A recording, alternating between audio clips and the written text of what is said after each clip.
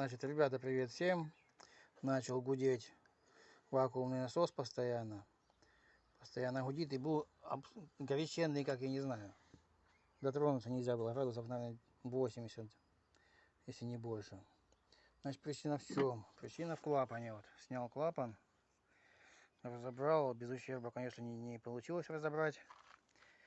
Но я его подставлял, проверял, все работает нормально. Там стоит пружина мощная, и она вылетает оттуда, отверточкой потихоньку поддевал. Я с этой стороны как вылетела и оторвала кусочек. Вот так вот хомутами так вот скрепил. Нормально все держится. Проверял. Вот. Значит, насос создает разжижение. Там стоит такая игла с диафрагмой. А здесь стоит контакт.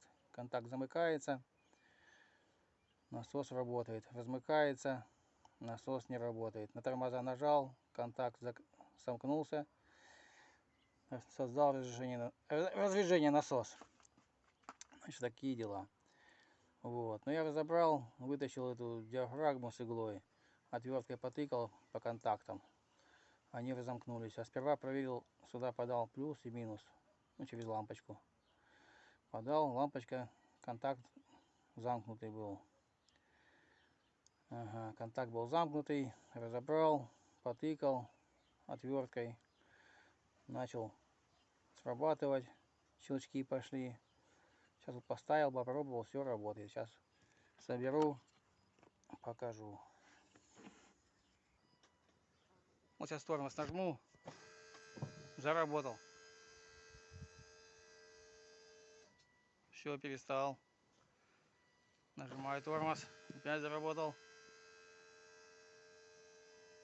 Все работает. А то он работал постоянно. Он уже нагрелся до такой степени, что был горячий и вообще капец. Вот видите, все дело в клапане.